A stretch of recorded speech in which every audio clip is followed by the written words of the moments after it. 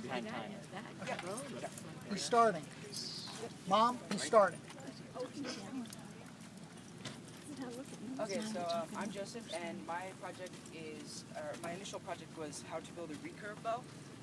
So to start off, I'm going to show you what the differences between the two types of bows are. There's a recurve, and then there's a compound bow.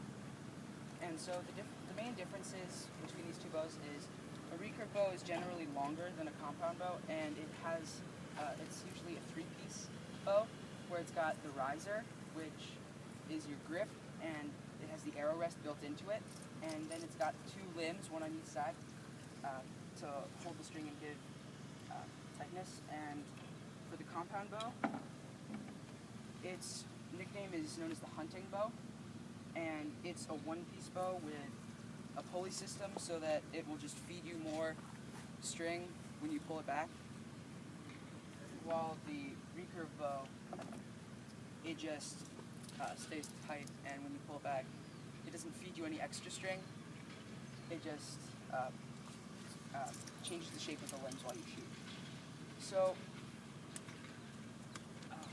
my essential question was, how's archery evolved over time? And so to answer that question, I'm going to give you all a brief history about archery, and then I'm going to show you the two different styles of archery. So archery was basically developed by the Egyptians around 20,000 BC, and it's one of the oldest arts still practiced today. And the way the Egyptians fired the bow, it was usually just a stick with a long piece of tendon, usually from recently deceased animal, which would then be used with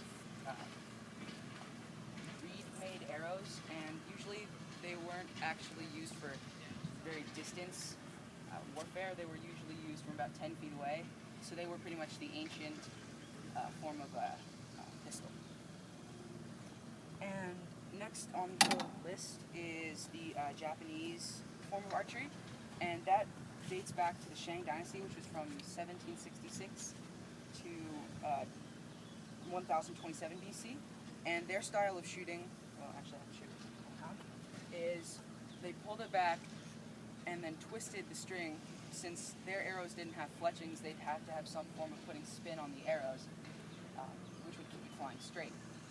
The original form, or its title, was Kyujutsu, which means the art of the bow, but later was changed to Kyudo, which is the way of the bow.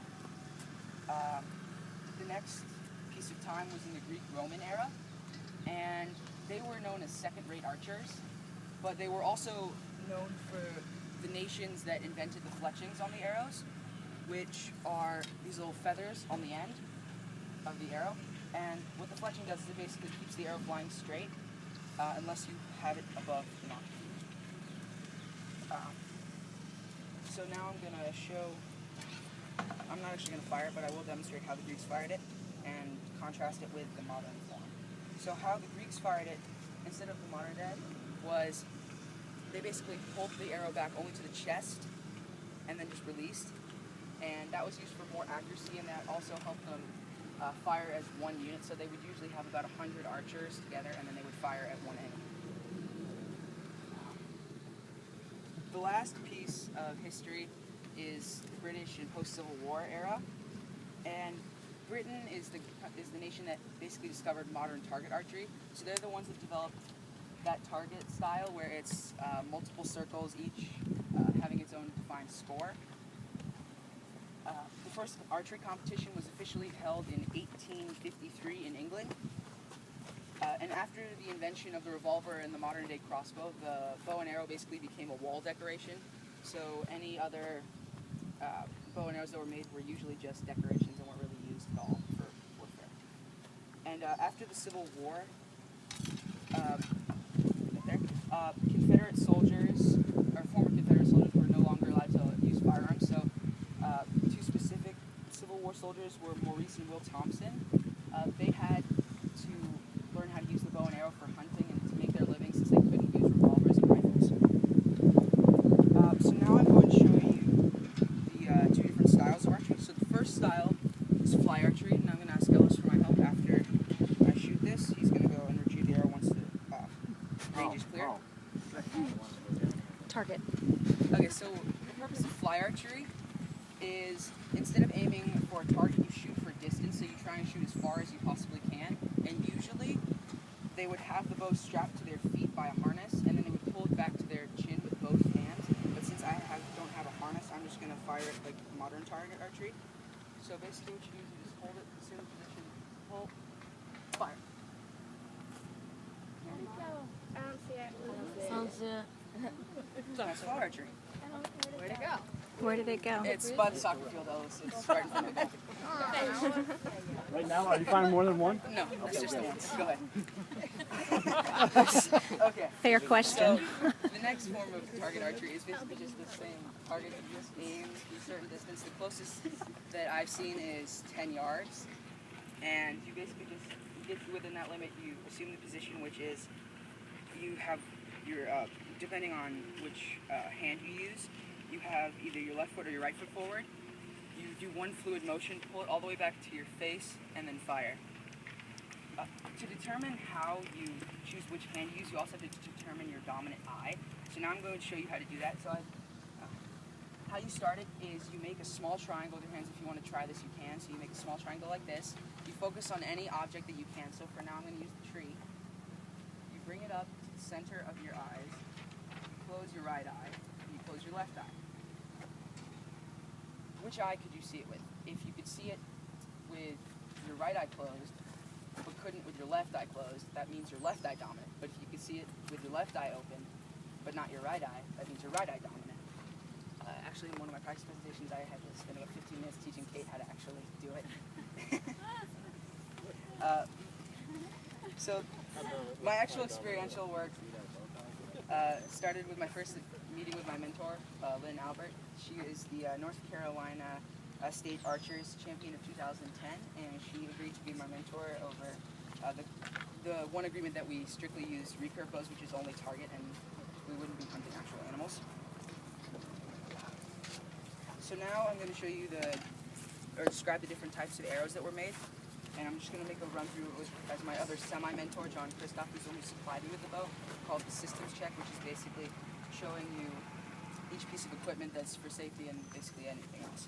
So the first thing is the arrow, and that consists of the tip, the shaft, the fletchings, and the arrow knock. And the knock's purpose is you place it on the bowstring under what's called the knock bead, and the knock bead basically defines how high you can put the arrow without having the arrow facing down. The next thing that I'm going to show you is the finger tab, and this finger tab is made for just to cover 3 fingers, which is your index finger, your middle finger, and your ring finger, and it basically covers those 3 fingers while you're shooting. And how you do that is you have your index finger above the arrow and your other 2 fingers below the arrow. And so what that does is it prevents the bowstring from lashing your fingers after you shoot. I'm going to pass that around so if you want to see that. The next thing I'm going to show you are the 2 styles of arm guards that I made. One is actually not currently finished, but it will be soon. The first one is just the straight forearm arm guard, where it goes from the wrist to the end of your forearm, and I used Velcro straps to keep it in place. And if you want to pass that one around too, you can. And the other style is a full arm guard, where there's a line that separates where you define where you put the arm guard at the elbow, and it covers your entire arm up to the end of your muscle. If you want to pass that around too. It's not quite finished yet, but hope it will be soon. Now I'm going to show you the 2 styles of quivers that I've acquired over the course of my project. This first one is just a standard archer's quiver. It's attached from, if you're wearing like jeans or jean shorts or something, it would be attached to the belt loop. But if you're wearing like the style shorts, you would just clip it into the waistband. And the other style of quiver that I made after a few tries was a ground quiver. And what that is basically if you have a weight on the bottom and you store the arrows and you basically put it on the ground, and whenever you're ready to fire, you just take an arrow out. I haven't weighed this one down yet, so we'll soon. Yeah, that's it. So now I'm going to demonstrate the proper style